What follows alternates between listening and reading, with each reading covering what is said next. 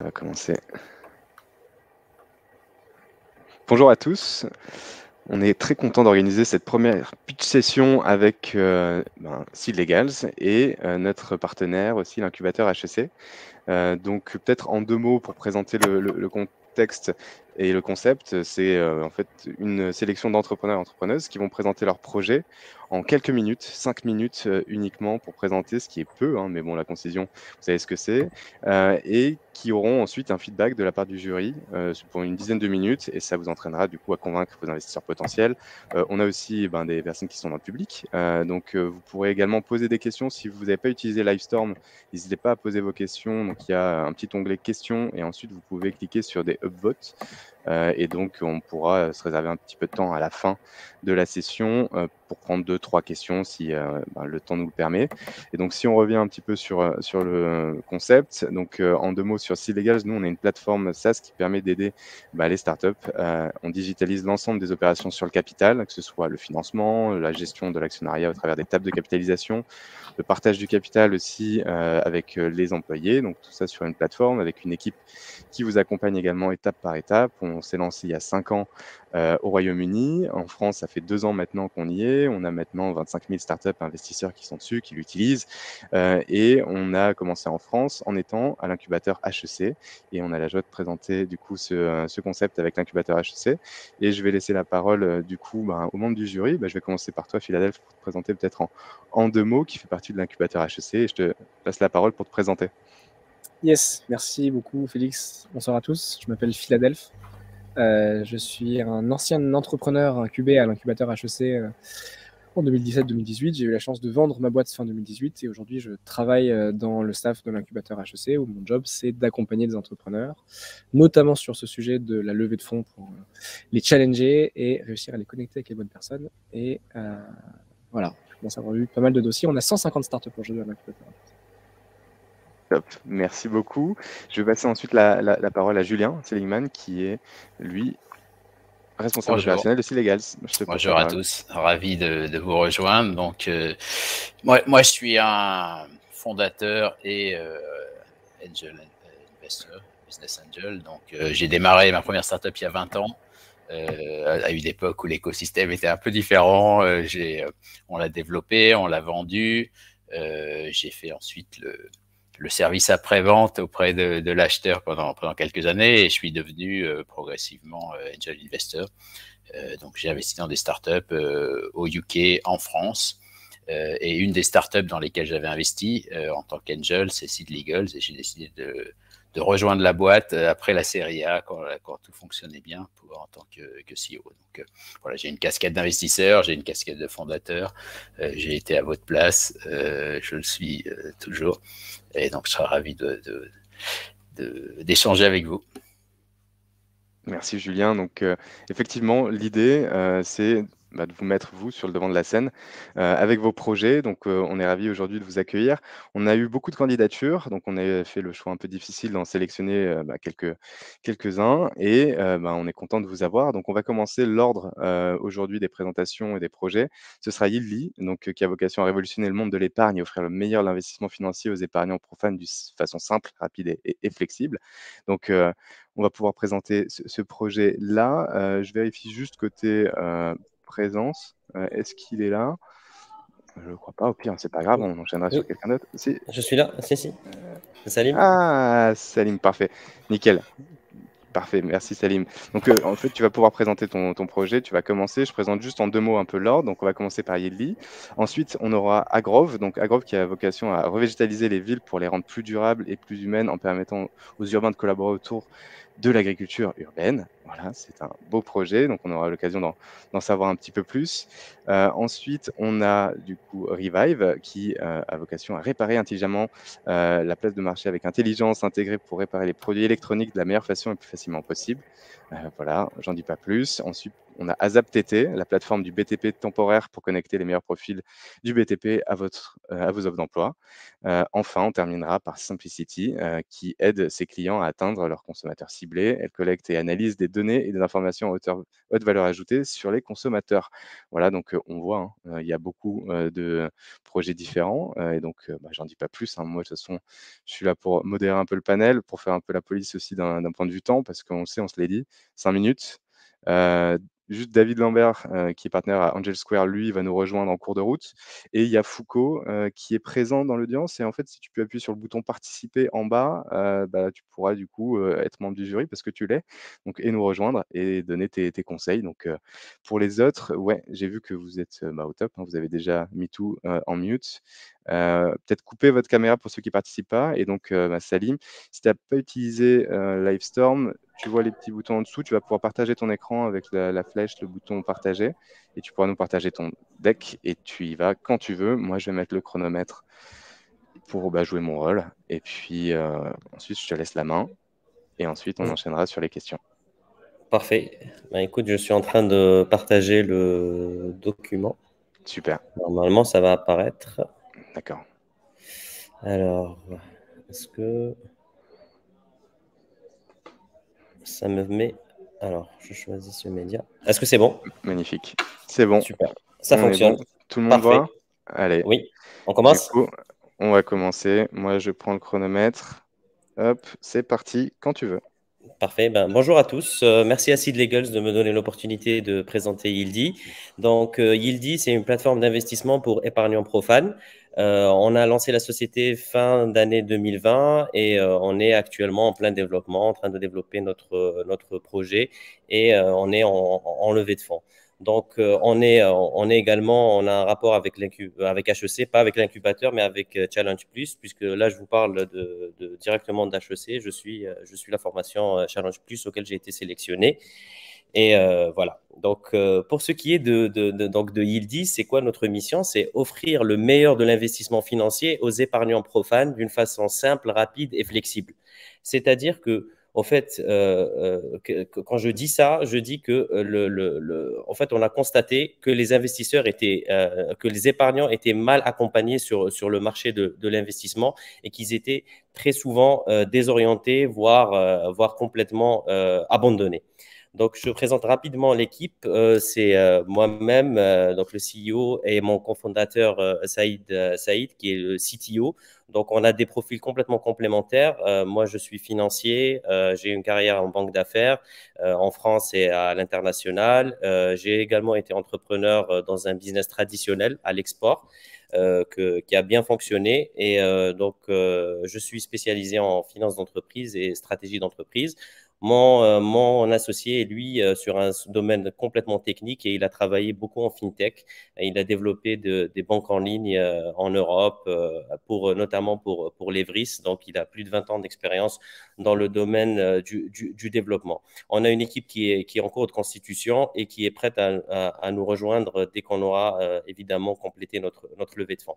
Donc, pour parler du problème de Yieldy, en fait, on a identifié 3 problèmes principaux, 3 pains du marché. Le premier, c'est que les épargnants manquent de connaissances et ou d'intérêt sur le sujet d'investissement.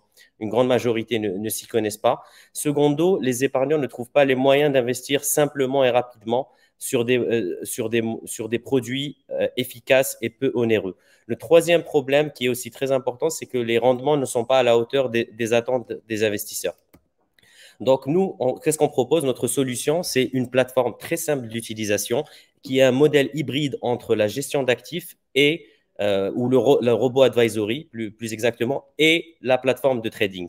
Donc, les particuliers pourront répondre à une série de questions sur leur situation personnelle, comme dans un robot advisor. Alors, ils recevront des conseils d'investissement mais également, et c'est très important, et ça sera une grande partie de notre valeur ajoutée, des formations adaptées, des sets de formation à travers des podcasts, des vidéos et des books, mais extrêmement formatés. Il y a un accompagnement véritablement très, très puissant. À partir de là, ils pourront investir directement à travers la plateforme de Yieldy dans des produits d'investissement personnalisés et ils pourront trader librement. C'est-à-dire qu'on leur apprend à trader, on leur apprend à investir. Et une fois que tout ceci est fait, évidemment, ils peuvent monitorer leur investissement sur le dashboard et ils peuvent se retirer à tout moment sans frais. Le marché, on l'estime à 1,2 milliard d'euros en France et à 4,8 milliards d'euros en Europe. Et c'est une estimation extrêmement conservatrice. C'est une estimation qui est basée uniquement sur les commissions.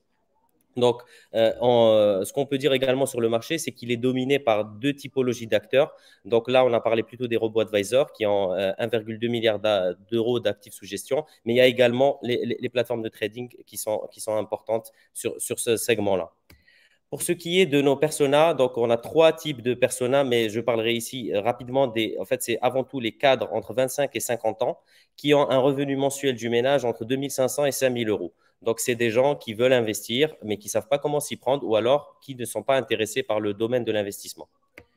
Enfin, pour ce qui est de la monétisation, donc c'est un commission-based. On aura une commission fixe sur les ordres. Donc, notre gros challenge, ça sera d'avoir le maximum de transactions possibles sur la plateforme, puisqu'on ne prend pas de frais de gestion ou de frais de management et évidemment pas de frais sur le retrait des fonds. C'est uniquement des commissions sur les ordres.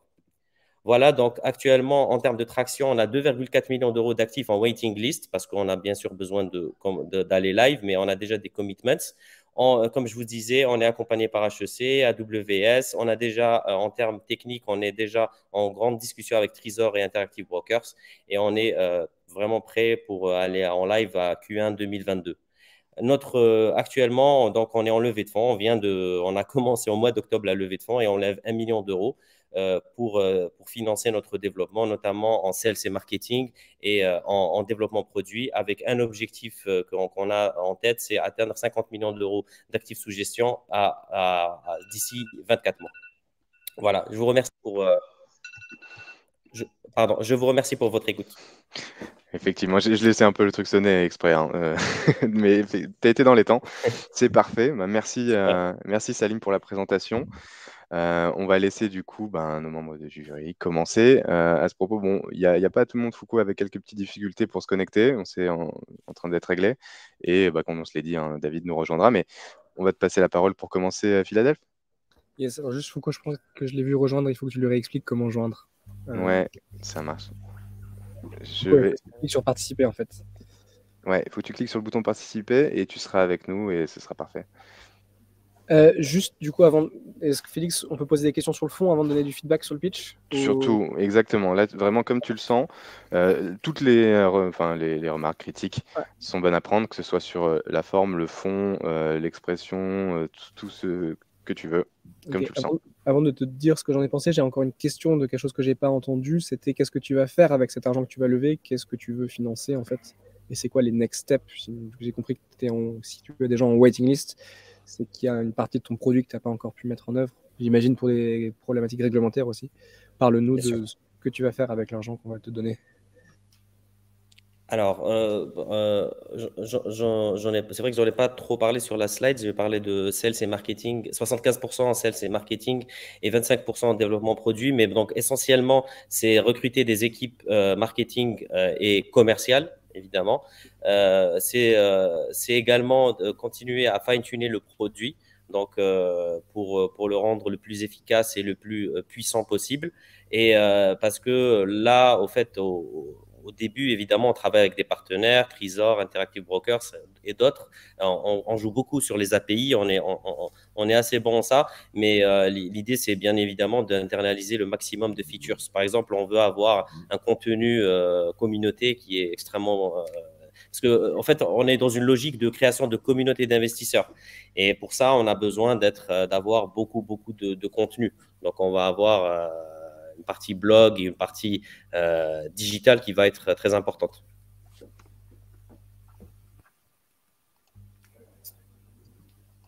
Parfait. Ça répond à la question, je pense. Foucault nous a rejoint. Salut Foucault. Hello. Difficulté technique, mais bon voilà, on y est arrivé. On te laissera peut-être te présenter. Bon, tu peux te présenter peut-être après, ouais, comme ça on fait le flot de questions et puis après on enchaînera, mais on aura du coup ta petite intro. Donc on te laisse continuer Philadelphie. Ouais, je veux pas monopoliser la parole, hein, Julien, si tu veux. Non, bien sûr, on va t'interrompre. Vas-y, continue, puis moi Ouais, on peut y aller, après on peut échanger. Après, moi, je peux te donner du feedback, du coup, si tu veux. Avec plaisir, avec plaisir. Je trouve que donc ta présentation est très claire, ton équipe a l'air top. Bon, je pense que tu passes trop de temps sur ton équipe pour un pitch de 5 minutes. Parce que du coup, il y a pas mal de choses que tu n'as pas pu nous raconter alors que ton slide était visuellement bien pour présenter les qualités des cofondateurs. Globalement, tu as beaucoup de texte sur tes slides aussi. On est sur un format très court. Je pense que les messages pourraient être plus impactants, notamment par rapport à la proposition de valeur qui est quand même relativement cool et impactante. Enfin, tu quand même permets à des gens de gagner de l'argent de manière plus rentable que sur les mécanismes traditionnels. Et en t'écoutant, c'est ce que j'entends, mais en lisant les slides, et j'ai d'ailleurs ta présentation a beaucoup capté mon regard, ce qui est dommage. J'ai passé beaucoup de temps à lire en fait ce qui était marqué sur les slides et pas à t'écouter. Voilà. Donc je pense que tu peux alléger un peu les slides pour être plus impactant. Sur le fond, ça c'était sur la forme. Sur le fond, j'ai 2 questions. La première, c'est comment est-ce que tu touches en fait des épargnants profanes justement et qui, comme tu le dis toi-même, ne sont pas intéressés par l'investissement. C'est ultra dur en fait parce que tu me parles de campagne marketing, etc. Mais c'est quoi un peu ta secret sauce pour leur faire savoir ce que tu peux faire pour eux, qui est encore une fois probablement très intéressant. Ça, c'est quelque chose que j'ai pas compris. Pourquoi toi tu vas y arriver et pas d'autres, parce que tu as l'air de dire que c'est un marché relativement concurrentiel sur lequel il existe des alternatives. Et l'autre question, du coup, c'était quel est ton positionnement par rapport à cette concurrence et aux alternatives qui se présentent aux épargnants. Alors, pour ce qui est de la première question, c'est pour les investisseurs, pour convaincre les investisseurs profanes. Il y a ceux qui sont, je commencerai par ceux qui sont intéressés, mais qui s'y connaissent pas. Ça va être un peu la partie la plus simple entre guillemets à convaincre. Là, on va beaucoup jouer sur le conseil et sur la formation. Donc, c'est des gens qui sont demandeurs de vulgarisation et demandeurs de trainings. Et sur ça, on va les accompagner pour en faire des traders un peu plus, on va dire, des traders amateurs. Pour ce qui est de la partie non intéressée, là, évidemment, ça va être un travail plus compliqué à faire. Et notre stratégie, ça va être évidemment de faire plus d'accompagnement et de leur donner beaucoup plus de contenu gratuit. C'est-à-dire, on va passer beaucoup de temps à faire des webinars, à faire des formations, à faire des sortes de séminaires, à leur envoyer du contenu et ne pas rentrer dans la proposition commerciale dès le départ. C'est-à-dire, c'est vraiment, c'est pour ça qu'on veut développer une partie, on va dire, up market avant marché qui sera très, très importante. C'est des gens, parce que, en fait, même s'ils ne sont pas intéressés, ils ne sont pas intéressés par la finance, mais ils sont intéressés par l'épargne. Ils veulent avoir de l'argent pour leur retraite, pour leur projet immobilier, pour financer les études de leur gamin. Donc, il y a forcément un intérêt. Et nous, notre idée, c'est de susciter l'intérêt chez ces gens-là. Et ta deuxième question, c'était par rapport à quoi? Désolé, du coup, c'est en fait, si tu me remets encore du point de vue de ces gens-là, quelles sont les alternatives qu'ils ont aujourd'hui? Quelle est ta concurrence? La concurrence, c'est pas juste les gens qui font la même chose que toi, mais c'est où va cet argent aujourd'hui qui n'est pas investi chez toi? Il va très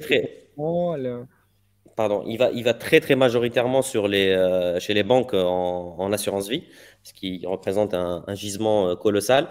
Après, je ne prétends pas, même si c'est un but à long terme, je ne prétends pas qu'on va capter une grande partie. C'est pour ça que mon market sizing reste très modeste, hein, mais enfin on va dire conservateur. Mais évidemment, sinon, je pourrais te dire que le marché de l'assurance vie, c'est 3 000 milliards d'euros. C'est des chiffres colossaux.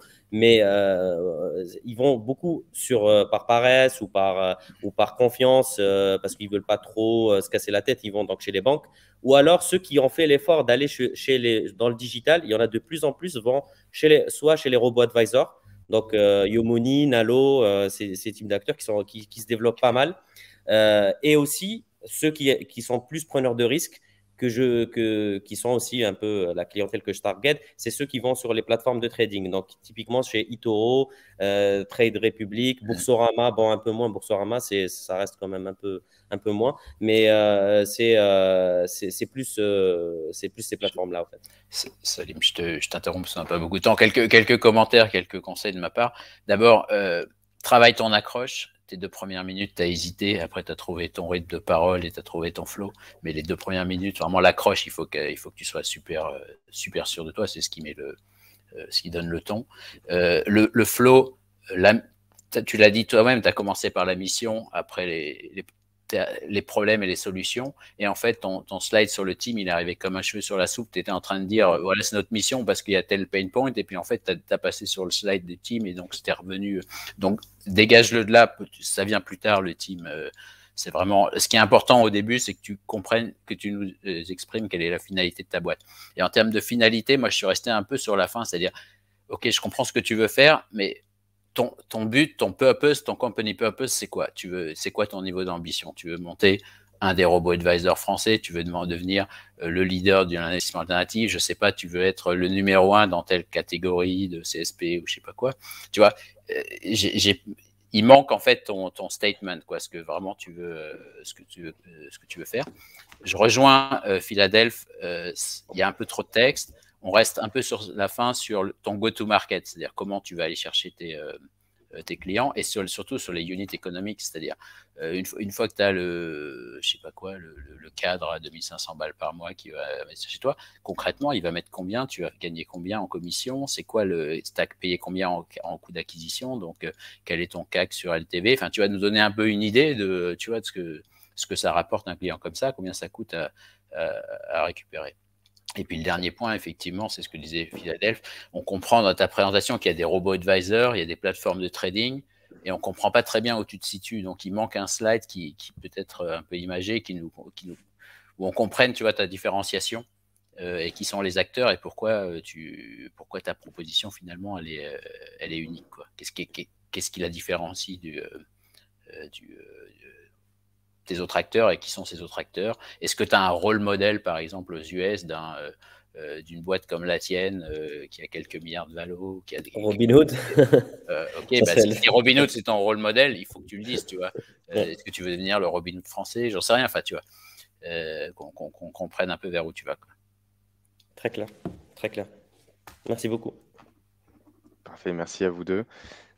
Salim, tu as peut-être une petite question pour Julien ou Philadelphie pour terminer, et puis après on enchaîne. Oui, justement, c'est vraiment parce qu'au fait, beaucoup de vos remarques étaient sur la partie, sur mon slide de 10 ou 15 minutes. En fait, comment faire pour essayer de condenser tout juste une ou deux techniques pour condenser le message de façon extrêmement efficace, parce que c'est enlève le texte, enlève les phrases, ouais.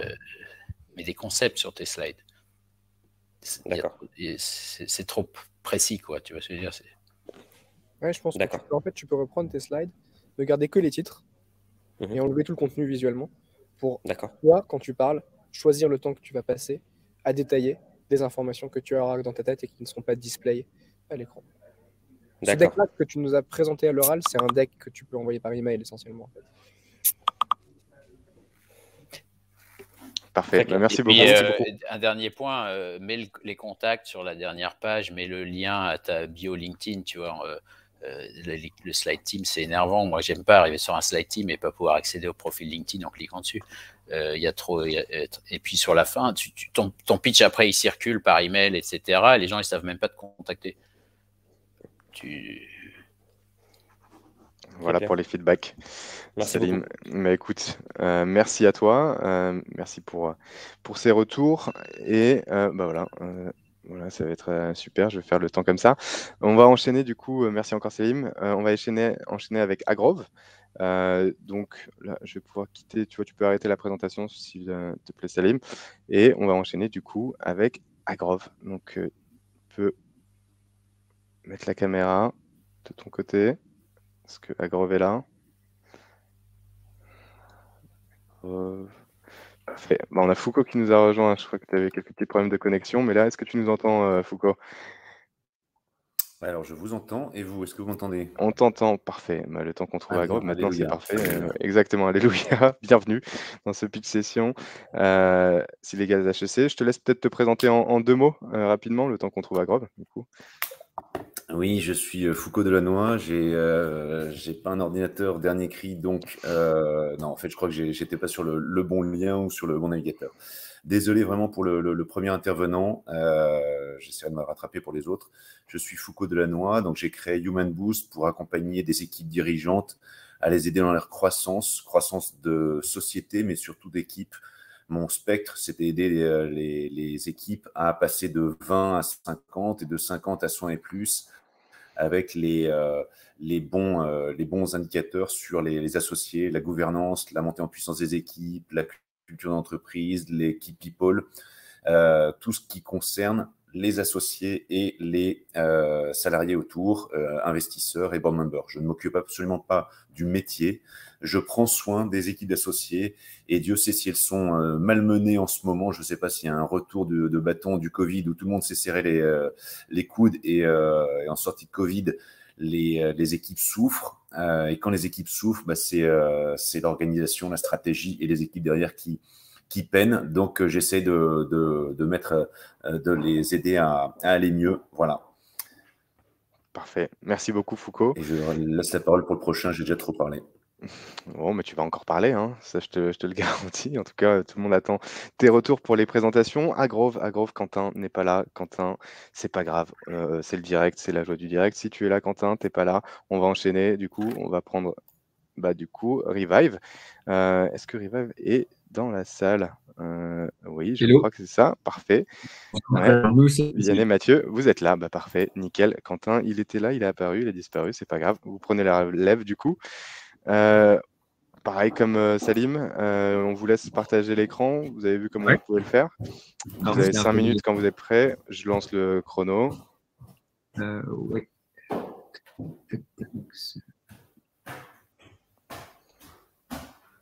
Partager l'écran.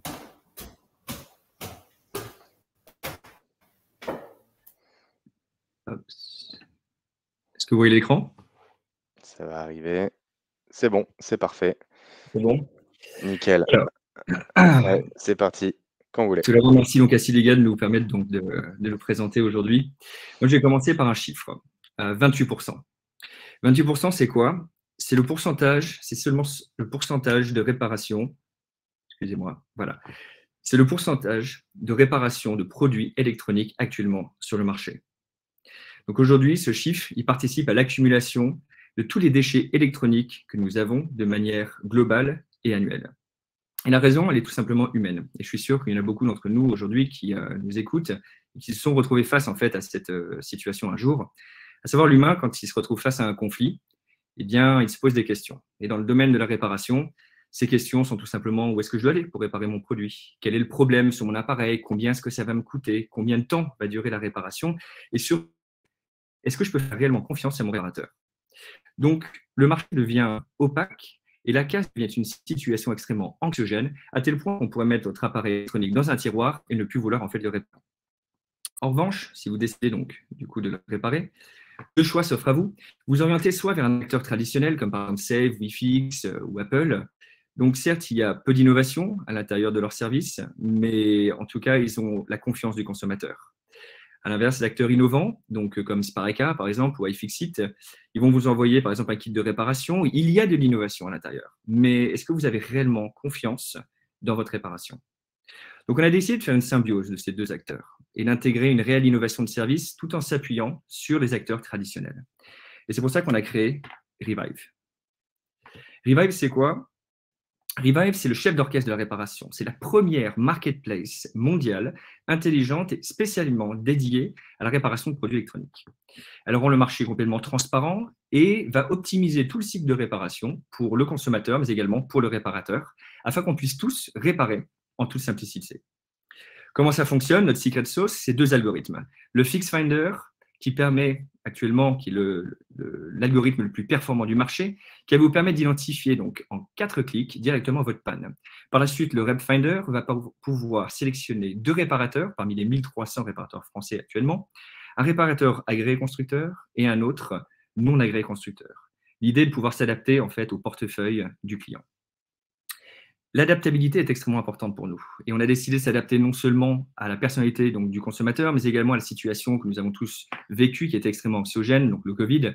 Vous avez donc le choix par la suite donc, de 3 logistiques, schéma logistique, soit vous vous déplacez, soit vous envoyez votre produit, ou alors vous avez un coursier qui vient à vélo directement réparer votre produit et vous le ramène réparé en quelques heures.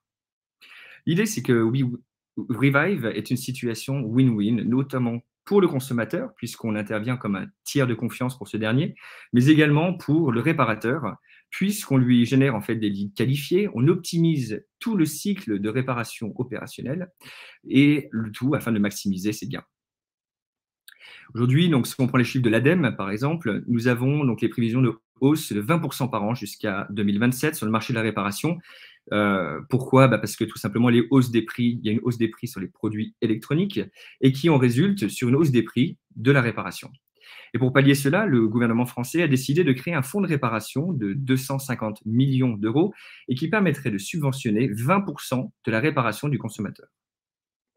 Notre business model est très simple. On se focalise donc sur 3 modes de rémunération. Une première qui est une commission sur chaque réparation en fonction de la typologie de l'acteur et la typologie de la pièce qui est réparée. Et comme on est capable directement d'identifier le problème et la casse et le modèle du consommateur, on va pouvoir lui proposer donc un accessoire écologique pour éviter qu'il reproduise donc cette même casse. Ce service donc a une valeur ajoutée et également donc un coût. Et c'est pour ça que pour tout réparateur qui souhaite bénéficier donc du réseau, nous lui faisons donc un prix de 339,90 € par mois. Aujourd'hui, on a peu de métiers à vous présenter, mais on est fiers en tout cas d'avoir pu générer donc un peu plus de 60 000 € de GMV sur 4 mois et demi, avec un take rate de 9%. Le tout sans dépense en acquisition client, avec seulement donc, cette bêta, un seul centre de réparation et un seul produit qui était l'iPhone. On a pu donc satisfaire plus de 350 clients et surtout réussi donc à avoir 7 centres de réparation qui ont été convaincus par notre service et qui souhaitent donc travailler avec nous. On suit notre roadmap. Nous sommes live donc du coup le 2 novembre. Nous souhaitons donc intégrer borne autodiagnostic vers la fin décembre et surtout focaliser pour la fin de l'année 2022 sur nos solutions qui sont B2B assurantielles, qui est un énorme marché sur lequel nous focalisons. Notamment, Revive est un service innovateur, mais Revive aussi a une équipe choc. Et Mathieu, qui est à côté de moi, le CEO, depuis sa tendre enfance qu'il est dans le domaine de la réparation et qui a créé en fait le centre agréé Apple le plus grand d'Europe. Il va d'ailleurs répondre donc à vos questions par la suite. Pour ma part, je suis dans le domaine financier et j'ai participé donc à la gestion de portefeuille, l'intégration de nouvelles technologies et l'optimisation de cette nouvelle technologie dans les grands groupes. Aujourd'hui, on cherche à lever 500 000 €, le tout pour développer l'acquisition client, recrutement en interne et respecter nos prévisionnels, donc 3 000 réparations intégrées, 300 réparateurs. Je suis sympa, je t'ai laissé encore quelques secondes. Ouais. Pour finir quand même sur la dernière slide, bon, vous avez vu, question timing, mais pour le reste, je vais laisser bien sûr. Donc nos jurys, il y a David qui nous a rejoint, je crois, l'avoir aperçu. Alors, je l'ai vu, je le vois plus. Ouais, pareil, il y a les questions de connexion, mais peu importe, on va pas s'attarder sur ça. Foucault aussi, mais vas-y Julien, avec plaisir. Écoute, Vianney, super presse. J'aime beaucoup le rythme, le flow, le niveau de détail dans les slides. Ça s'enchaîne bien, le message est fluide. Franchement, je trouve que tu as un très bon pitch. C'est excellent. En plus, voilà, le projet est politiquement correct, courageux, sympa. Donc, c'était bien.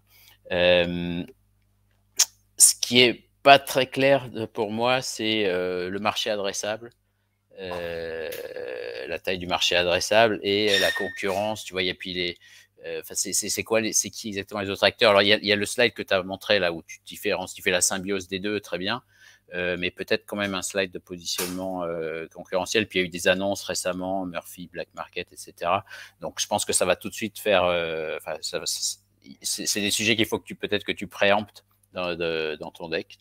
La deuxième question que j'avais, c'était sur le recrutement des techniciens. Concrètement, comment vous y prenez? Oui. Voilà, mais c'est des petits points. Globalement, je trouvais que le pitch était très bon, quoi. Super, merci beaucoup. En tout cas, on est deux et puis je vais laisser Mathieu donc, répondre aux questions. Comme ça, bonjour à tous. Effectivement, je vais me permettre de répondre aux questions puisque Vianney a pris la parole sur le deck, sur le pitch. Concernant la taille du marché adressable, à l'heure actuelle, le marché, on l'a divisé sur deux catégories, le marché des smartphones et le marché des laptops. Le marché des laptops, donc, sur lequel on ne répare uniquement que 28% des produits actuellement, en France, fait 330 millions € annuels. Le marché du smartphone fait 220 millions annuels. Donc, on est sur un marché de 550 millions annuels en France, sur lequel, encore une fois, comme l'a expliqué Vianney, l'ADEME estime, grâce au fonds de réparation qui va être mis en place en janvier 2022, pouvoir gagner en croissance de 20% linéaire par an jusqu'à 2027. Ouais, tu vois, ça, il faut que tu le mettes en évidence. Et puis, en plus, c'est un marché qui grandit parce que, comme tu dis, socialement, etc., les gens, ils ont tendance à plus réparer et à moins jeter. Donc, exactement. Il faut que ça pète, quoi. C'est pas faux. C'est vrai que sur 5 minutes, c'est toujours assez compliqué de choisir les bonnes informations à display. Concernant la deuxième question, je me permets, donc les techniciens. Alors, ce qu'il faut savoir, c'est qu'on est une marketplace. Du coup, on ne s'appuie absolument pas sur des techniciens, on s'appuie sur des réparateurs qui sont déjà en train de travailler. On peut s'appuyer sur des réseaux existants du style WeFix, du style Save, qui sont des gros réseaux existants aujourd'hui. Nous, on ne va pas recruter de techniciens en interne. En réalité, on travaille sur la création de nos algorithmes. C'était sur l'acquisition des réparateurs. En gros, comment est-ce que tu... Exact. Alors aujourd'hui, par le passé, du coup, grâce au métier que j'ai fait dans le passé en tant que directeur des opérations du groupement un groupement de centres de services agréables, dont le plus grand d'Europe, j'ai la chance d'avoir réussi à capter un réseau sur ce marché-là qui est assez intéressant. Pour vous donner un ordre d'idée, on a réussi à pitcher, enfin on a pitché, qui sont des connaissances à moi de travail du coup, à la tête de réseau de WeFix, qui s'appelle Gaspard Conrad, qui est très intéressé par le produit, puisque ça lui fait gagner en temps opérationnel et surtout il va pouvoir se permettre de focaliser ses besoins, en tout cas au-delà du marketing, plus dans les ressources humaines, qui est très important pour lui vu son réseau. Et on a également pitché au réseau Save maintenant, alors qu'il s'appelait Point Service Mobile, ils viennent juste de racheter Save, qui lui comprend à peu près 250 centres de réparation partout en France et en Europe, et qui est également intéressé pour faire un essai sur à peu près une vingtaine au lancement de centres de réparation de son réseau, histoire de tester le produit, bien évidemment.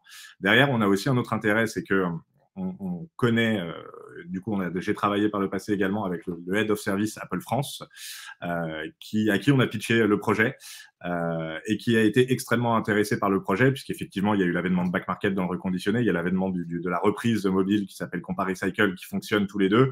Et sa première phrase a été de dire, mais en fait, ça n'existe pas sur le marché de la réparation, une marketplace. Et il trouvait ça extrêmement intéressant. Et du coup, il est prêt à nous aider à pouvoir s'adresser aux 127 centres de réparation agréés Apple en France. Donc à proposer directement Revive pour pouvoir travailler avec eux. Voilà pour l'adressage aux réparateurs pour pouvoir capter ces réparateurs. Derrière, bien évidemment, il faudra aussi capter, on est une marketplace, donc il faudra aussi capter la partie C. Et sur ce marché-là, on sait d'après les études que 50% de l'acquisition se fait par le web. Donc bien évidemment, on a des budgets, et c'est la raison pour laquelle on lève, qui sont prédéfinis en SEO, en SIA et en display, qui vont nous permettre de capter finalement cette audience. On sait que 25% de l'acquisition se fait également par le bouche à oreille. Et en fait, dans notre algorithme, vu que c'est en 4 clics, à chaque clic, on est capable d'intégrer des tips d'utilisation qui vont permettre finalement de pas renvoyer son produit en réparation, parce que parfois, c'est simplement des réglages à gérer et c'est quelque chose qui est très chronophage. Si on doit envoyer son produit chez un réparateur, le réparateur ne marge pas sur une réparation qui est simplement des réglages.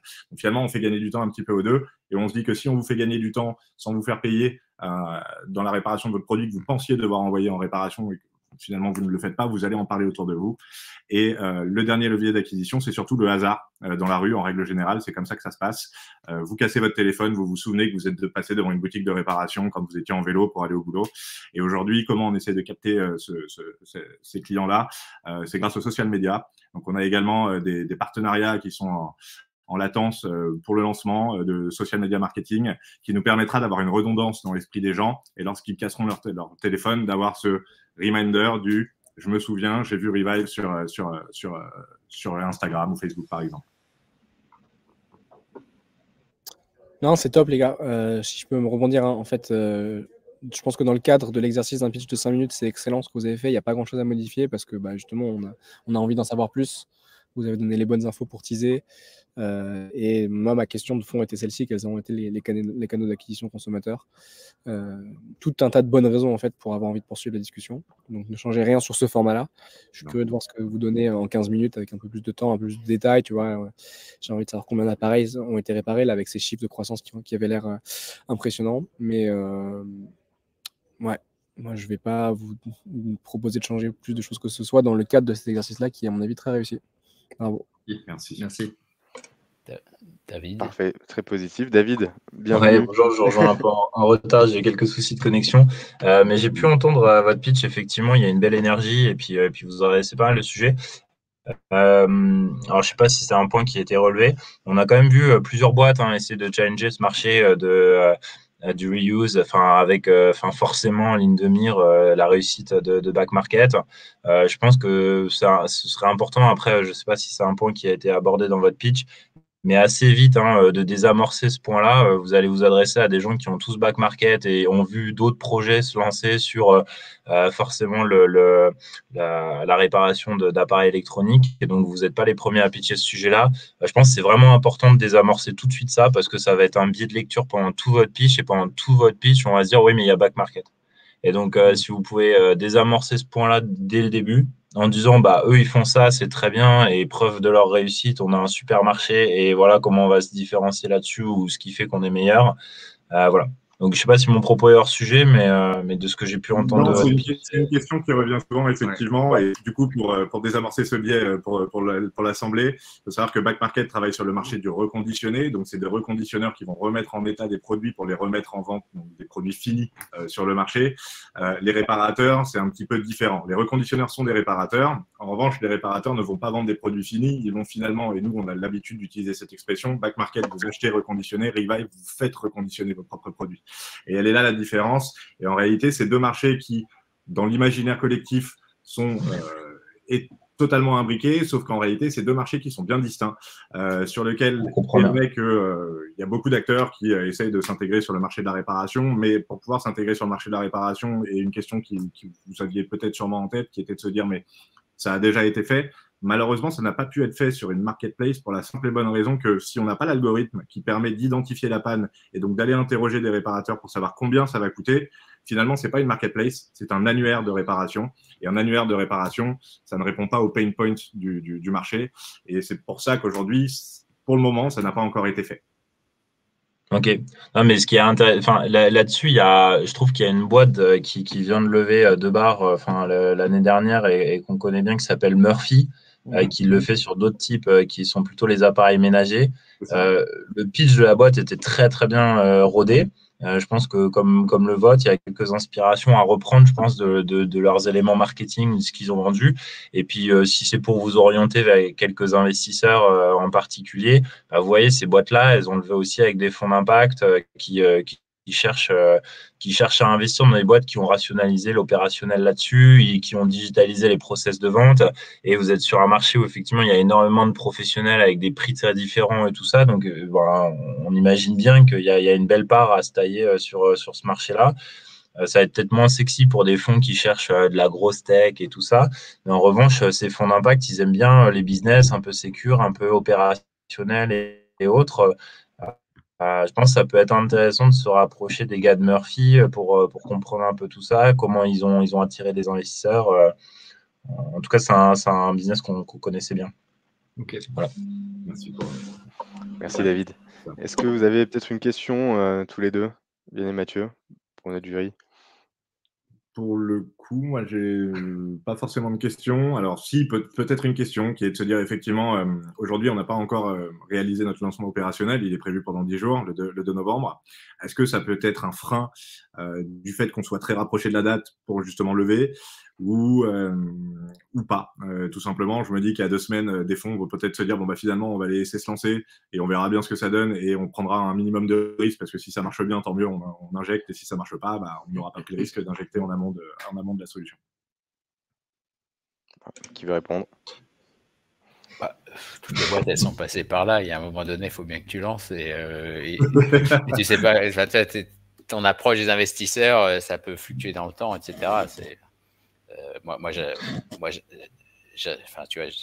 Je lancerai quoi qu'il arrive. Après, c'est vrai qu'une fois que tu as lancé et que tu commences à avoir l'historique, les gens vont te demander des métriques. Donc oui, il faut que tu sois capable de donner des métriques une fois que tu as lancé. Évidemment, oui. En fait, quel que soit l'argent que tu lèves, il a vocation à t'amener d'un point A à un point B. Et tu peux, en fonction de là où tu es, tu peux définir un point B qui est plus ou moins lointain, très proche même. Dire voilà, moi, j'ai besoin de cet argent-là pour arriver là. Quand j'en serai là, je me refinancerai probablement. Le next step sera celui-ci pour aller au point C. Donc, a priori, c'est pas un frein en termes de timing de roadshow, de commencer, d'essayer de finaliser le moment juste avant le lancement. Juste que ce soit cohérent par rapport à là où tu en es et là où tu veux en aller. Ok, très bien. Merci pour cette réponse. Moi, je vais être plus dur. T'es quand même sur un business où tu vas devoir prouver tes marges. Tu as un business opérationnel, hein, donc il y a un moment donné, les gens ils vont vouloir voir les chiffres. Je pense que c'est pas gênant que tu lances le roadshow maintenant, surtout que c'est un tour d'angel, hein, donc a priori c'est quand même des gens qui sont là pour financer le démarrage et le lancement du business. Maintenant, assure-toi d'avoir des sacrées news à leur annoncer. Ce qui est certain, c'est que je suis investisseur à ce stade-là. J'ai tout intérêt à attendre de voir, et voir comment vous exécutez vos marges, comment vous grandissez, tu vois. Donc a priori, ton roadshow, il va pas durer 3 semaines, il va peut-être durer quelques mois, ou si tu as des bonnes touches, on va te demander de voir comment vous avancez, et donc faut vous assurer que ces prochains mois, l'activité va démarrer fort, quoi. Et que vous fassiez tout pour que les roadshows les mieux menés sont les roadshows où tu as des super news à annoncer toutes les 2 semaines. Donc, si votre lancement il patauge un peu, moi je ralentirai le roadshow et j'attendrai de rentrer sur un momentum où j'ai plein de news à annoncer toutes les 2 semaines, quoi. Okay. C'est là où on cherche à lever et Ouais. effectivement l'acquisition est importante pour nous. Parfait, on est au complet en plus, je crois, c'est magnifique. Foucault, tu nous entends? Tu as eu l'occasion d'entendre un petit peu le pitch? Sinon, on peut enchaîner. Je crois que tu es en mute. Bon, on va pouvoir peut-être enchaîner. Je ne sais pas si. Parce que je crois que tu es muté, Foucault. Mais en tout cas, merci, Vianney, Mathieu. Merci à vous. Merci beaucoup pour cette présentation. C'était très clair. Et puis, on en discute quand vous voulez. On va enchaîner sur le prochain pitch.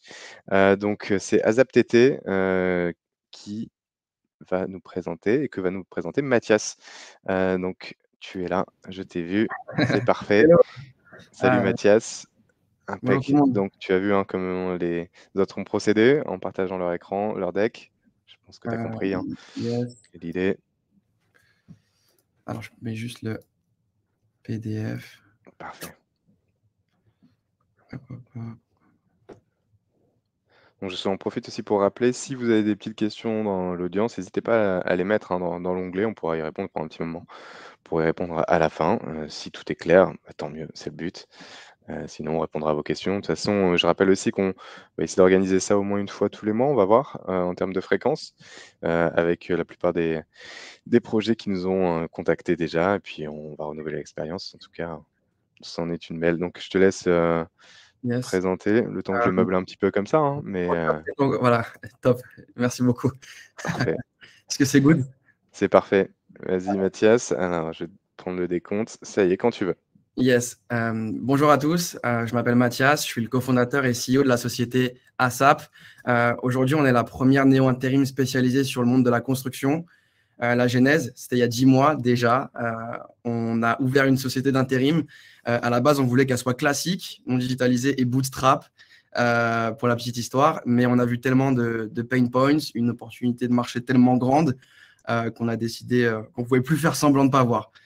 Donc, on s'est lancé dans l'aventure et ça passe notamment par la digitalisation. Notre but aujourd'hui, c'est de faire économiser plus d'1 million d'euros par an à nos clients et de créer une expérience humaine unique pour tous, candidats, intérimaires et entreprises utilisatrices. Faut vous remettre un petit peu dans le contexte. Aujourd'hui, c'est quoi l'intérim? Vulgairement, c'est un néant technologique, d'autant plus sur le monde du BTP. Résultat, on a une absence de suivi, on a un prix trop élevé, un sourcing inadéquat. En conclusion, aujourd'hui, l'intérim, c'est un mauvais rapport qualité-prix. On s'est posé la question, du coup, avec mes cofondateurs Steve et Kevin, pourquoi personne ne se digitalise? La question n'était pas bien formulée, c'était plutôt pourquoi digitaliser un marché qui est déjà acquis. Les clients, ils n'ont pas le choix. On est sur une oligopole qui dicte les tendances, avec Manpower, Randstad et Adecco qui détiennent quasiment 70% du marché. On a une structure financière de l'intérim classique qui est incompatible avec la digitalisation, qui diminue par 2 les marges. Et on a la plupart des gérants de sociétés d'intérim qui n'ont pas de connaissances dans la tech, pour parler souvent avec eux. On s'est aussi posé la question de pourquoi il n'y a aucun nouvel acteur. Il y a des barrières à l'entrée qui sont fortes. Nous, à notre époque, c'était 80 000 euros minimum de capital. Aujourd'hui, c'est passé à 100, entre 100 et 130. Ça dépend de votre business plan. Et grosso modo, vous devez à côté, en plus, obtenir une garantie financière de 130 000 euros. Ça calme pas mal de monde. Il y a aussi une grosse méconnaissance de ce marché car il est très opaque, alors qu'il est omniprésent dans nos vies. Je pense qu'on est tous passés devant un chantier et il y a des intérimaires dedans, forcément. Hop. Alors, notre solution aujourd'hui, c'est on me pose souvent la question de ce qu'on est. Alors, on essaie d'y répondre. On n'est pas vraiment un SaaS, on n'est pas vraiment une marketplace. On appellera ça un WAS, Workforce as a Service. Notre tech, grosso modo, aujourd'hui, c'est de fusionner un ERP, un CRM et un ATS dans une plateforme en ligne avec une interface simple d'utilisation pour tous les utilisateurs et aussi les membres de notre team. Ça, c'est un visuel de notre application avec vraiment quelque chose de simple. Aujourd'hui, notre business model, grosso modo, c'est on ne peut pas faire ce qu'on veut. L'intérim, c'est une profession réglementée. Mais pour vous expliquer concrètement, l'intérimaire a un taux horaire, on a un coefficient de facturation. Et c'est là, sur le coefficient de facturation que nous, on va jouer. Aujourd'hui, le fait qu'on a automatisé pas mal de processus et qu'on est digital, ça nous permet de baisser nos charges fixes et donc de baisser notre coefficient de facturation. Grosso modo, par rapport à une entreprise de travail temporaire généraliste, aujourd'hui, on fait économiser par an à peu près 600 000 euros à nos clients. Et comparé à une entreprise de travail temporaire spécialisée, on fait économiser 1,2 million d'euros par an. On a pris un panel de 100 intérimaires à l'année sur 35 heures au SMIC pour vraiment avoir le minimum au niveau de nos chiffres. 1 million d'euros, c'est non négligeable quand on sait à quel point les budgets études et travaux sont en flux tendu. Et on rajoute à ça l'actualité avec le cours des matériaux qui enfle. Je pense que 1 million d'euros, personne ne crache dessus. Nos avantages concurrentiels, on a un prix plus faible qu'un généraliste. On a une délivrabilité supérieure à un spécialiste, tout en étant customer-centric. Notre marché, c'est le marché de l'intérim. Donc, c'est 30 milliards d'euros par an en France. Et plus particulièrement le marché de l'intérim BTP, où on est niché, qui pèse 10 milliards d'euros par an en France chaque année. Nos clients aujourd'hui, on a des grands groupes, Colas, Eiffage, SPI, la SMAC, Pizza Rôti et bien d'autres que vous avez ici. On bosse sur des projets fous en ce moment. On a la Tour Eiffel, la réhabilitation. On va avoir plusieurs lignes du Grand Paris, la 11, la 15 et la 17. Et on a clôturé le mois dernier un projet complètement ahurissant, c'est Ariane 6. C'est un lanceur de fusée en Guyane. Et on se dit qu'on a participé à notre échelle, potentiellement à lancer des fusées plus tard. C'est complètement fou. Là, je vous ai mis un petit mapping, parce qu'il y a beaucoup plus de sociétés, mais c'est un petit mapping de tous les acteurs de la construction aujourd'hui qu'on pourrait target. C'est des clients avec qui on a pu bosser par le passé, dans notre vie antérieure, avec mes cofondateurs. Concernant aujourd'hui notre prévisionnel de vente, actuellement, on a fait depuis 10 mois 400 000 euros de CA. On vise entre 10 et 15 millions d'euros en 2022 et 45 millions d'euros en 2023. Ça peut paraître énorme. Il faut savoir que c'est juste 0,45% de part de marché sur l'intérim BTP et 0,15% de part de marché sur le marché global. Je crois que c'est mon temps. Je vous parlerai peut-être un peu de la team en rapide. Il faut savoir qu'avec mes deux cofondateurs, Steve et Kevin, on comprend très bien le BTP parce qu'on est fils d'ouvriers. Je suis fils d'électricien, Steve est fils de plombier et Kevin fils de maçon. Et ça me tenait à cœur de le dire. Voilà, mais j'ai deux cofondateurs extraordinaires avec qui on est très complémentaires. Et je m'arrête là. Merci beaucoup, Mathias. Et hop, du coup. Et après. Désolé. Parfait. Ça non, mais écoute, c'est l'exercice, en tout cas, c'est le jeu. C'était clair, en tout cas, de mon point de vue, mais mon point de vue ne compte pas. Ce qui compte, c'est celui du jury. Donc maintenant, je vais laisser, je sais pas, Foucault, si tu veux peut-être commencer. Alors, si tu arrives à. Je te demande d'enlever d'activer le micro, si tu arrives. Et sinon, on peut enchaîner. Hello.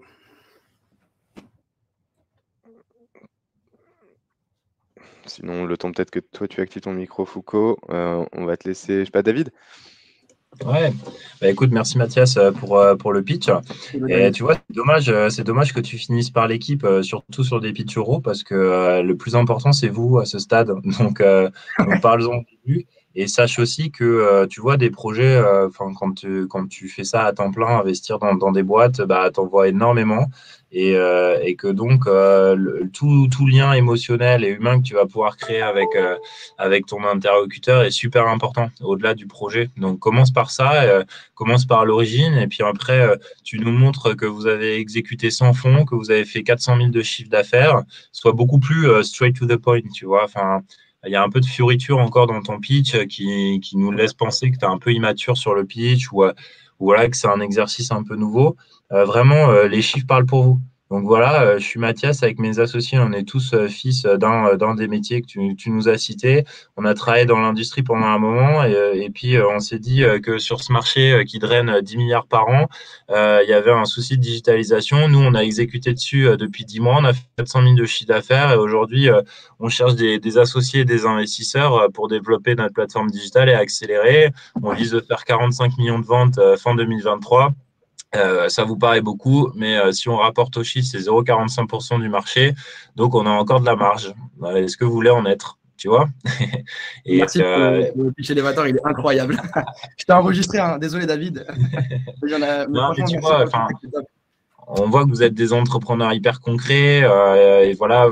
Alors, je vais poser une question. Le chiffre d'affaires, là, les 400 000, est-ce que tu peux rentrer dans le détail? C'est quoi votre modèle économique? Est-ce qu'il est classique? Est-ce que vous challengez un peu le modèle économique des acteurs traditionnels? Voilà. Est-ce qu'on peut rentrer un peu dans les chiffres?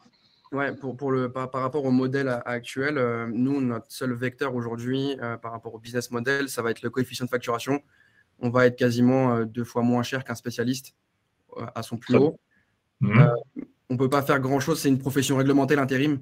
Donc, il y a énormément de lois qui nous encadrent, on ne peut pas faire n'importe quoi. Nous, les intérimaires, aujourd'hui, on est les employeurs quand ils sont en poste. Et c'est pour ça que on peut vraiment pas faire n'importe quoi. Donc, vraiment, notre seul module sur ça, ça va être notre seul vecteur, notre seul levier, ça va vraiment être le coefficient de facturation. D'accord, ok. Ok, et donc ton coefficient, il est de combien? Toi, tu prends combien et tu reverses combien en gros 1,75. Ouais, il est à 1,75. 1,75, ok, ouais, pardon, ok, ça marche. Ça, c'est 1,75 et après, quand on fait de l'acquisition, on est à 1,65. Oui, mais donc, ce que tu relèves comme ton chiffre d'affaires, c'est la facturation globale et puis après, toi, tu reverses une partie à tes freelancers, enfin à tes intérimaires. Ça dépend des salaires parce que du coup, les charges vont varier, mais on est entre 15 et 20% de marge. Ouais, ok. Alors, justement, c'était le point sur lequel je voulais rebondir en fait, c'est que a priori toi tu vas te proposer une expérience de recrutement d'intérimaire du point de vue employeur qui est beaucoup plus fluide, j'imagine, beaucoup plus agréable, moins de paperasse, moins d'administratif que chez Adecco, etc. Et en même temps, donc tu as un service plus agréable et en même temps tu es moins cher. Moi j'ai envie de challenger ce positionnement-là. Tu vois, Alan c'est la mutuelle qui est la plus simple du point de vue de l'employeur, mais c'est pas la moins chère. Moi, c'est peut-être un conseil sur le fond parce qu'effectivement, l'elevator pitch, moi, globalement, j'ai bien aimé. J'ai trouvé ton énergie était au top, que ton intro authentique et ta manière de parler, elle est super convaincante. Et je plus sois les commentaires de David, mais pour moi, c'est pas le gros enjeu. Et effectivement, on a envie de rentrer dans le détail de ce genre de questions de positionnement. Arrête de nous vendre l'avenir avec des courbes de croissance vertigineuses. Non, mais c'est nul. Ce qui est vraiment intéressant pour le coup, c'est quoi là? C'est comment t'es arrivé à ces 400K là, qu'est-ce qui t'a coûté cher, combien de temps t'as mis pour accueillir ces gens-là? T'as un futur pipe commercial qui a l'air d'être un peu bullshit en fait en l'occurrence, parce que tu mets plein de logos comme ça, alors qu'en fait, ça se trouve, tu as déjà des relations, on comprend avec ces gens-là. Tu pourrais nous présenter un pipe commercial en nous disant voilà les gens lead parce que en fait j'ai un pote chez eux, voici les gens avec qui je suis déjà en train de parler, voici les gens avec qui j'ai des rendez-vous la semaine prochaine. Ça pourrait être beaucoup plus concret. Tu pourrais être beaucoup plus concret en fait, parce que vous avez l'air d'exécuter plein de choses de manière ultra concrète. Mais sinon, c'est bien. Merci beaucoup pour le pipe. C'est vrai que je n'avais pas pensé. Et effectivement, il y a pas mal de. En fait, il y a la plupart des clients, on a déjà bossé avec eux dans notre vie antérieure avec mon cofondateur Steve, parce qu'on vient de ce milieu-là. Et donc, avoir un pipe où on peut vraiment continuer à se mettre en valeur à ce niveau-là et pas avoir un truc un peu bullshit, c'est ultra intéressant. Et pour la proposition de valeur, on continue à faire de la marge et à bien gagner notre vie en étant à 1,75. On estime qu'aujourd'hui, les clients ont trop été pigeonnés depuis une centaine d'années dans l'intérim. Il y a des marges qui sont colossales. Je viens de ce milieu-là, qui n'ont pas lieu d'être. Ils payent trop cher pour ce que c'est. Et au final, la plupart du temps, ça se répercute sur l'intérimaire parce qu'il coûte cher à l'entreprise et donc il y a énormément de pression sur lui. Nous, aujourd'hui, c'est sur ça qu'on veut intervenir aussi. Non, très bien. Moi, de mon côté, super, Mathias, c'était très clair, très précis, très bonne énergie. On voit que ça te tient à cœur, on voit que tu connais ce milieu-là. Très bien. Moi, le seul truc, c'est que c'est une marketplace, tu as de deux côtés. Tu as les boîtes qui vont embaucher des intérimaires, puis tu as les intérimaires. Et donc, ta presse, elle est assez crédible sur le côté boîte. Tu as déjà des beaux clients, tu as un beau pipe, etc. Mais si tu pourrais améliorer. On ne comprend pas très bien côté intérimaire, le stock d'intérimaires, ils ont plutôt intérêt à venir chez toi, ou vous allez vous les chasser entre Adecco, Randstad, etc. ou quoi. Tu vois, le supply, là-dessus, il n'y avait pas grand-chose. Et deuxièmement, c'est intéressant ce que tu disais, 70% du marché, c'est Manpower, Randstad, Adecco, c'est des dinosaures, ils ne sont pas digitaux. Écris-le, mets-le. Enfin, tu vois, ça crédibilise vachement le truc. Tu vois. Évidemment, tu vas disrupter les incumbents. Ouais, clair. Et c'est vrai que c'est un marché qu'on a tous sous les yeux, mais sur lequel personne n'a vraiment disrupté. Donc ça, c'est intéressant. Merci pour les conseils, Julien. Merci beaucoup. Ah, c'est top. Parfait. Mais maintenant, du coup, toi, Mathias, tu as une petite question pour notre jury. Oui, du coup, je n'ai pas parlé de notre levée de fonds. On est en train de lever des fonds actuellement. On a commencé notre roadshow il y a 3 semaines. Assez intense. J'avais une question hyper intéressante. Il nous est arrivé une aventure un peu folle pendant notre roadshow. C'est qu'on avait pas mal de questions par rapport à notre tech et on s'est retrouvé en fait à absorber un de nos concurrents qui s'est cassé la gueule. Et donc, on a la possibilité de récupérer leur équipe tech. On a décortiqué leur tech où ils ont itéré pendant 5 ans dessus. Eux, ils étaient sur le domaine de l'hôtellerie et de la restauration. Mais grosso modo, c'était lié à l'intérim. Donc, on a un track record sur 5 ans de toutes les mauvaises choses et toutes les bonnes choses qu'ils ont faites. Et on a gagné énormément de temps, ce qui nous permet d'accélérer en prod au niveau de notre application et d'imaginer les prochaines features. Et au contraire, de ne pas choisir celles qu'on aurait voulu faire et qui n'ont pas fonctionné.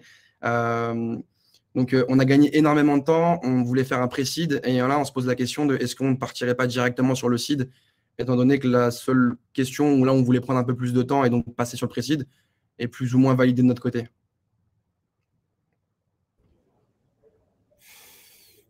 J'ai envie de te répondre la même chose que j'ai répondu tout à l'heure. L'argent que tu vas récupérer, c'est pour t'emmener à un point A, un point B. Si tu arrives aujourd'hui à rationnellement proposer un point B qui est un peu plus lointain que celui que tu avais imaginé initialement et que tu as un plan qui tient la route pour y arriver, ça va a priori coûter un peu plus cher. Si tu veux fusionner avec cet acteur-là, j'imagine qu'il va falloir trouver de l'argent. Ouais, ça se tente, ça se tente. Mais oublie pas que dans l'entrepreneuriat, ce qui est important, c'est que toi, tu fasses les choses aussi dont tu as envie et que tu sois en phase aussi en fait, avec le type d'entreprise que tu es en train de monter. La question, c'est pas de savoir si ça s'appelle pré-seed ou seed, c'est que, comme dit Philadelphie, de combien tu as besoin pour t'amener où, et en fonction du montant d'investissement, à quelle valeur ça correspond, à quel profil d'investisseur, est-ce que c'est des VC, est-ce que c'est des angels. Des angels dans le métier de la construction, il doit y en avoir plein. Je pense que tu n'aurais pas de mal à financer un angel, mais après, c'est vrai que si tu veux lever 2-3 millions en angel, c'est plus compliqué, et donc tu vas aller chercher des VC early stage. Donc après, tu l'appelles pré-seed, tu l'appelles seed, on s'en fout.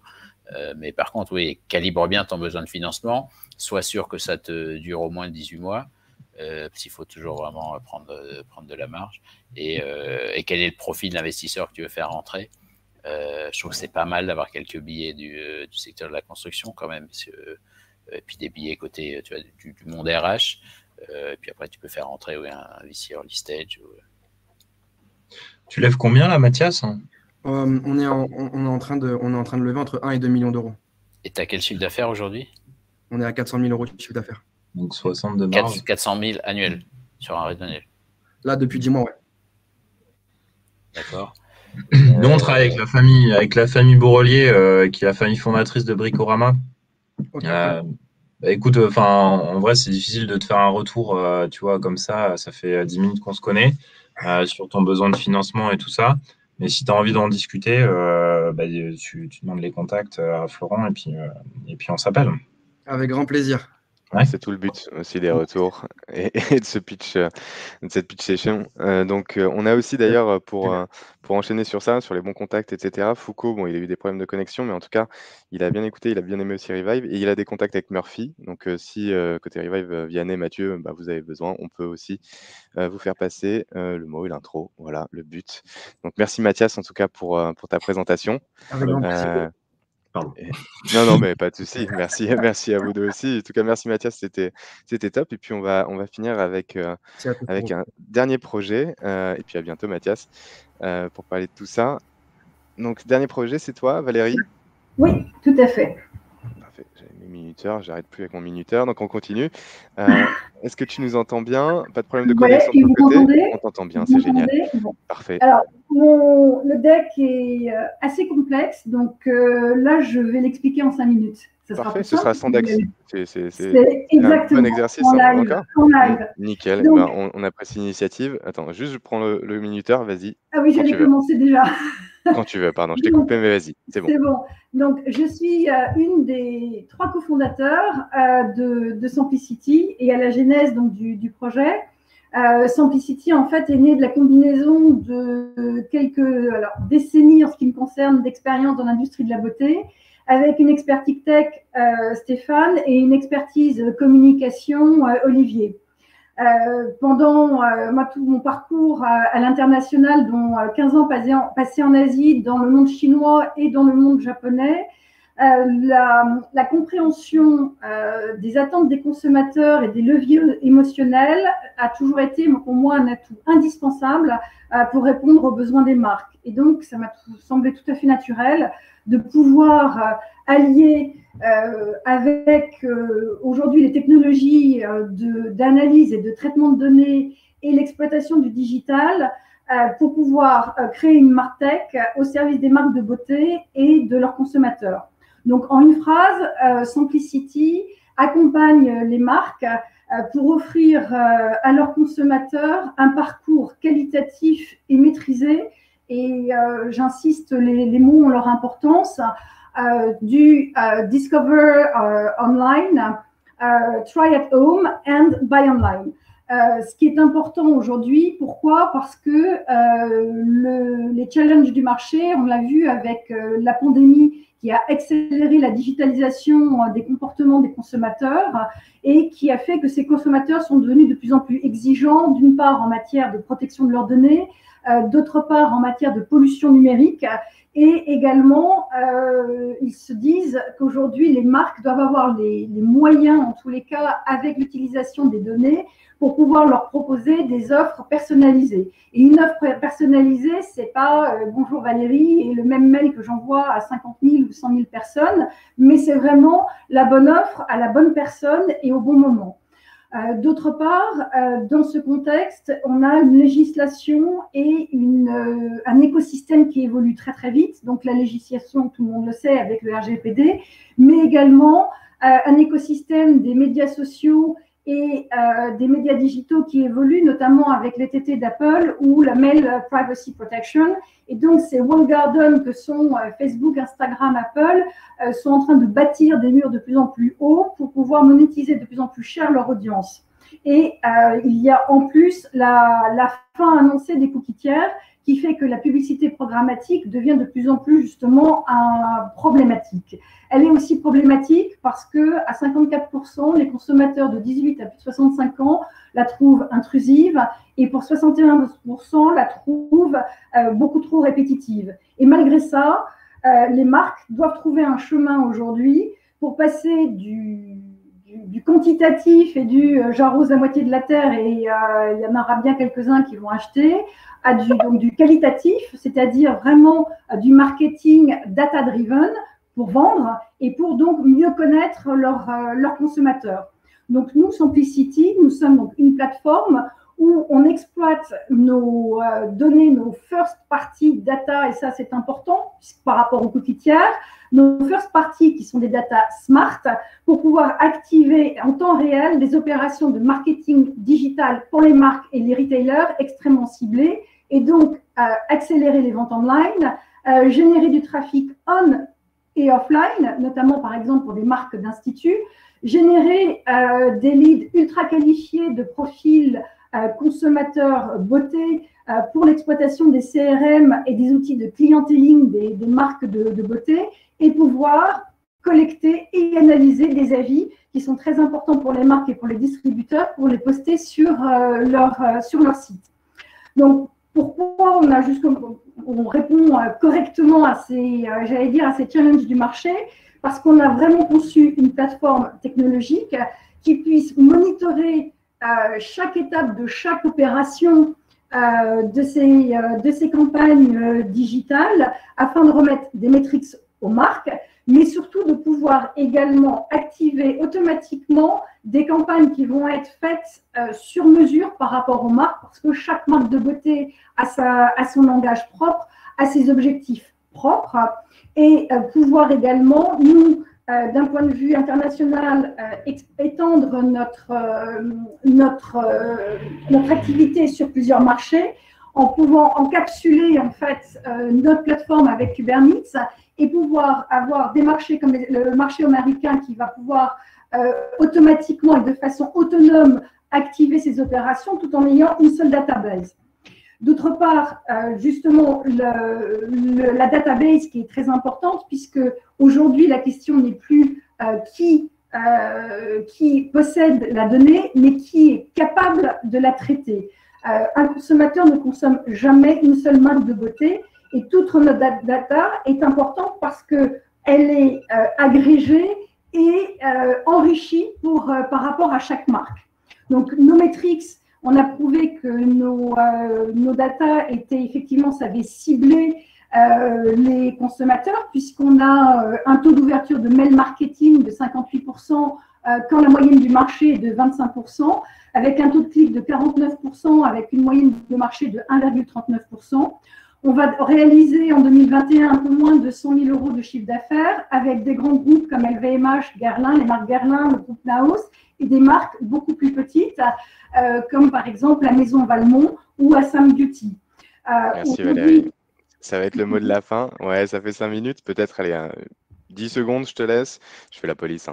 10 secondes. Allez, 10 secondes. Donc aujourd'hui, on veut lever des fonds. On veut lever 700 000 €. 2 tiers pour le marketing et le commercial et 1 tiers pour la tech.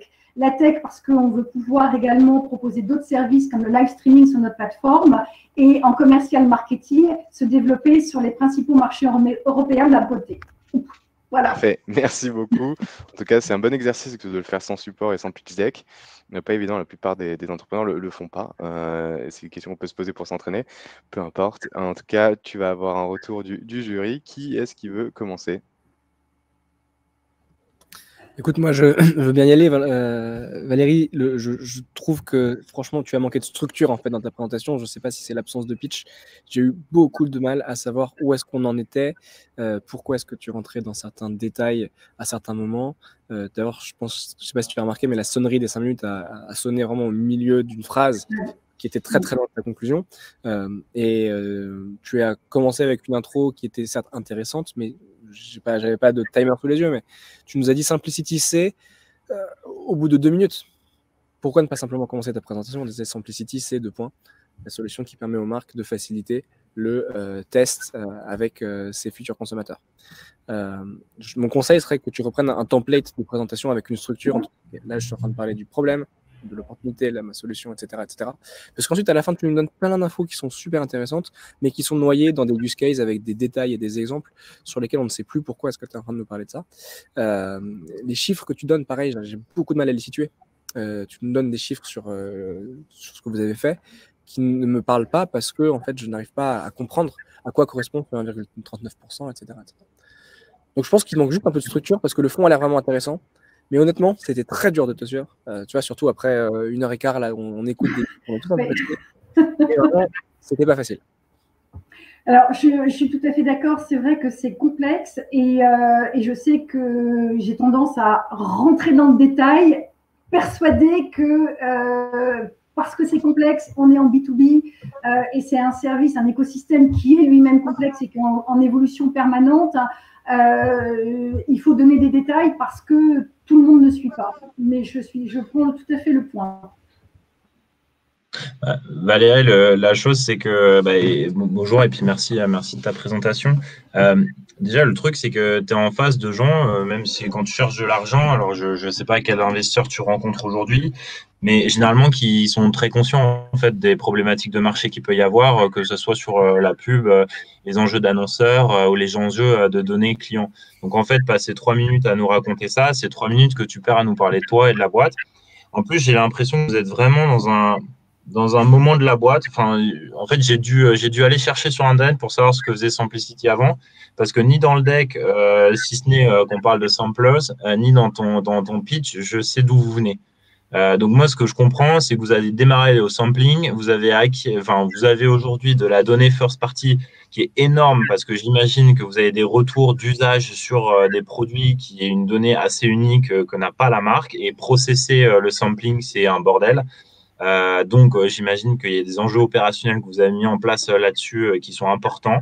Et qu'aujourd'hui, vous êtes en train de passer d'un modèle où vous avez aidé à opérer du sampling pour les marques à un modèle où vous devenez une vraie martech avec de la donnée client nouvelle, first party pour vos clients marques, chose qu'elles n'arrivent plus à avoir concrètement aujourd'hui parce qu'elles ont mal construit leur base de données clients et que vous, avec le sampling, vous avez de l'information clé. Et tu vois, moi, j'ai bossé avec une boîte qui s'appelle Trust, que tu vas peut-être connaître, qui s'appelait Trust Beauty avant, et qui ont vécu, il y a 1 an, exactement le même passage, c'est-à-dire passer d'une boîte qui a aidé des marques à opérer le sampling, à créer leur communauté engagée de clients, à passer à une boîte Martech qui vend du software et de l'IA, quoi. Alors, non, parce que nous, en fait, on a commencé réellement, la vision, la plateforme, on l'a construite avec la vision des datas. C'est pour ça que je parle au départ de la compréhension du consommateur. En fait, la vision, ça a été de se dire très simplement de quel insight ont besoin les marques et qu'est-ce qu'elles sont prêtes à payer aujourd'hui. Parce que le modèle, on utilise le sampling parce que le sampling, c'est indispensable pour les marques. Hein. Si ce ne l'était pas, ça fait longtemps qu'elles auraient arrêté puisque ça représente un coût pour les marques. Donc, le sampling, en fait, ça va beaucoup plus loin que juste une conversion. Ok, Valérie, en 2 phrases, qu'est-ce que fait votre produit? Qu'est-ce que vous vendez et qu'est-ce que fait votre plateforme ou votre IA, concrètement? Je suis Lancôme ou j'en sais rien. Je bosse avec vous. J'ai accès à quoi? C'est quoi l'outil? C'est au-delà du résultat que nous avons. L'outil, justement, pour une marque. On est capable de leur faire tester, de les mettre en relation, on va dire, avec des consommateurs via l'échantillon, puisque l'essai est indispensable, de 2 manières. Soit en ciblant directement sur notre base, sur notre audience aujourd'hui, selon des critères très précis que nous avons, soit en pluguant nos mécanismes sur leur communication de réseaux sociaux et sur leur campagne d'influenceurs, parce qu'aujourd'hui, un follower n'est pas un acheteur. Et les marques ont besoin, elles investissent énormément au niveau de l'influence et des communications en réseau social, mais elles n'ont pas de retour, elles n'ont pas de métriques. Et nous, ce qu'on leur propose, c'est sinon de plugger nos mécanismes pour pouvoir… Valérie, on veut être précis là. C'est quoi le mécanisme? Un mécanisme, ça ne veut rien dire pour moi. Le mécanisme, en 5 minutes, je ne peux pas vous le présenter. C'est ce que je fais en revanche, que je présente aux marques. Non, mais en l'occurrence, tout l'enjeu, moi j'accompagne des boîtes qui font des techs bien plus compliqués dans la grille, dans plein d'autres choses, et en 5 minutes, on arrive à raconter ce qu'elles font. Donc je pense que c'est tout le défi en fait de n'importe quel entrepreneur. Quand tu n'as que 5 minutes avec Xavinel ou autre à un salon ou avec un client, tu arrives bien à lui expliquer ce que fait la boîte. Et je pense que c'est vraiment l'enjeu de l'exercice. Donc, je pense que l'exercice, en l'occurrence, tu peux pas le refuser. Dans la vie de tous les jours et dans des salons, on est obligé. On a des temps très courts parfois pour cibler un lead ou convertir.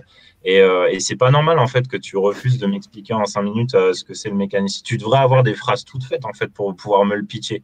Parce que moi, il faut que j'ai envie de te revoir. Tu sais, des dossiers, on en reçoit 8000 l'année.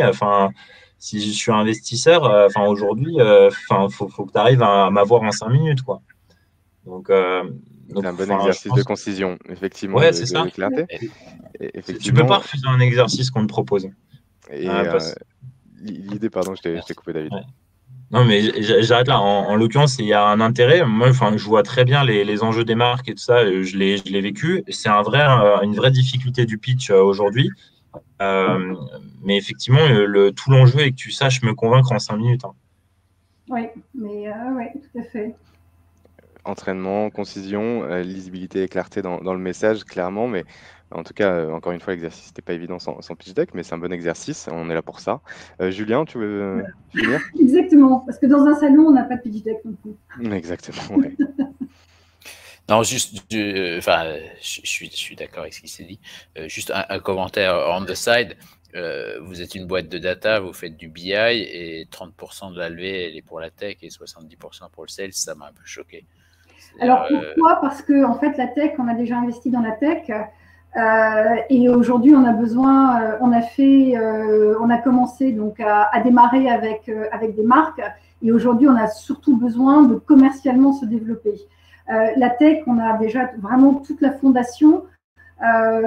Et j'allais dire, aujourd'hui, c'est que des plugs. Enfin, tout ce qu'on peut rajouter, par exemple, même pour rajouter du live streaming, pour nous, ça ne va pas être grand-chose. Et en fait, pourquoi?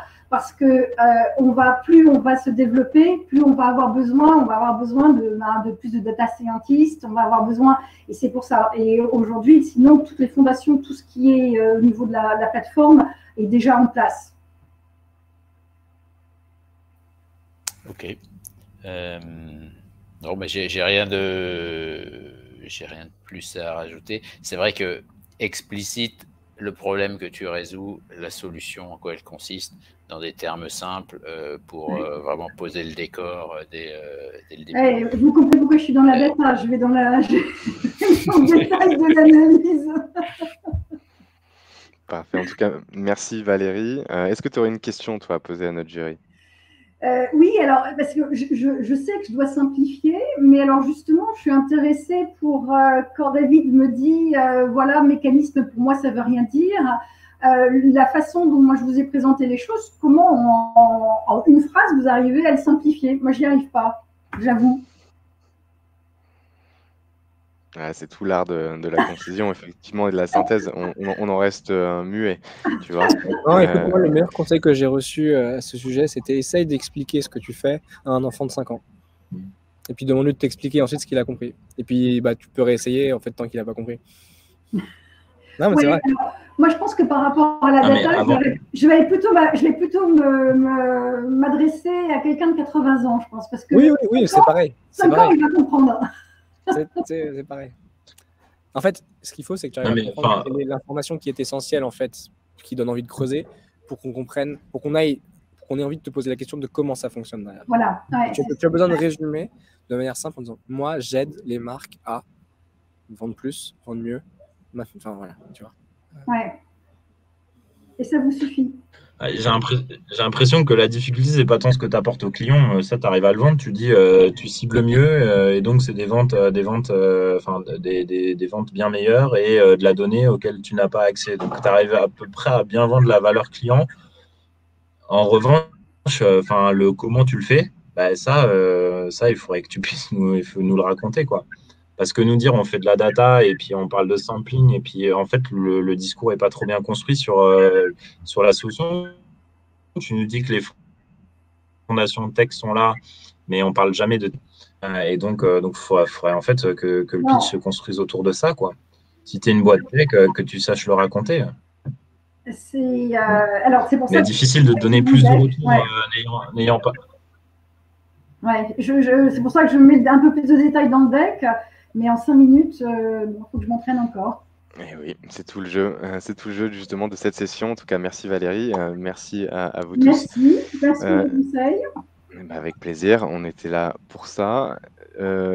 Agrove n'a pas pu se connecter pour des problèmes de connexion. Je crois que c'était un peu la journée pour ça. Mais en tout cas, merci beaucoup. Merci à tous. Merci Philadelphie, merci Julien, merci David d'y avoir participé à cette première pitch session. En tout cas, c'était une belle réussite. On était très contents de vous avoir. Merci à toutes les boîtes. Merci Vianney, Mathieu, Salim, Valérie, Mathias pour vos présentations. C'était top. En espérant que ça vous a été utile. Si on continue peut-être avant de finir définitivement, il y avait une question. Donc, il y a une question, on va quand même la prendre. Et c'est Ayoub qui nous pose la question. Donc, effectivement, il veut lancer un concept de boisson industrielle sur le marché des eaux aromatisées. Il aimerait lever environ 15 000 € pour la première phase, mais il est un peu embêté de faire un petit tag dans lequel il met des infos confidentielles. Donc, alors, donner des infos, pas donner d'infos. C'est quoi votre reco de votre côté? Tu Bah, peux déjà, pas pour garder 15 les 000 infos euros, t'as pas confidentielles et forcément lever de besoin. là. Julien, vas-y, après David. Il n'y a pas de confidentialité dans les levées de fonds. Enfin, il faut accepter que ton deck, tes concepts de discussion, tu discutes avec des gens dont tu ne sais pas d'où ils viennent, où ils vont et quelles sont les boîtes dans lesquelles ils ont investi, etc. Enfin, si, honnêtement, je crois que il faut passer outre. C'est un faux problème. Déjà, tous ceux qui veulent faire signer un NDA à un investisseur, moi je ne regarde pas un deck si on me demande de signer un NDA. C'est juste pas possible, tu vois. On est là pour essayer de trouver un deal. Ouais. Si tu veux pas partager les infos confidentielles, ou si tu as peur de donner trop de détails, c'est mal engagé, je pense. David, merci. C'est toute la discussion de la valeur d'une idée par rapport à l'exécution. Enfin, j'ai l'impression que c'est toujours la même question depuis un certain nombre d'années. Voilà, si tu es suffisamment confiant dans les capacités d'entreprendre et qu'il y a peu de gens qui peuvent le faire, à ce moment-là, tu n'en as rien à faire de raconter un peu la secret sauce. Il y a très peu de gens qui sauront l'exécuter. Et d'autre part, cible bien les personnes à qui tu l'envoies. Après, on parle d'un montant de 15 000 euros, si j'ai bien suivi. Bon, généralement, quand tu cherches 15 000 euros, tu fais pas une levée de fonds en tant que telle. Enfin, je pense qu'il y a des institutions publiques, BPI France ou des prêts d'honneur. Il y a des mécanismes de soutien des entrepreneurs qui existent pour ce type de montant-là, qui sont bien plus valables que celle d'une augmentation de capital où vous allez rechercher des associés ou des investisseurs. Je pense que ce sera l'étape d'après, quand vous aurez fait vos premières ventes. Généralement, quand tu as écoulé entre 5 et 10 000 premiers produits, voilà, ça peut être intéressant là de faire ta plus grosse levée et de faire un deck, quoi. Parfait, merci. C'est très clair en tout cas pour ces feedbacks. Je vous remercie encore une fois. Il y a une autre question qui s'est posée. Oh, pareil, nickel. C'est Mathias qui répond en plus. Tu fais tout, Mathias, c'est magnifique. Passez une très bonne journée. Merci encore à vous tous. La prochaine session, on vous tiendra informé pour les dates. En tout cas, c'était un plaisir de vous avoir. Merci, messieurs. On essaiera de rendre le panel un peu plus féminin, je pense. Mais en tout cas, c'était très cool de vous avoir. Merci encore. Passez une belle soirée. Merci à tous les fondateurs. Bravo. Merci à tous. Bonne soirée. Merci beaucoup. Bonne soirée. Au revoir. Ciao, ciao. Bonne soirée. Ciao.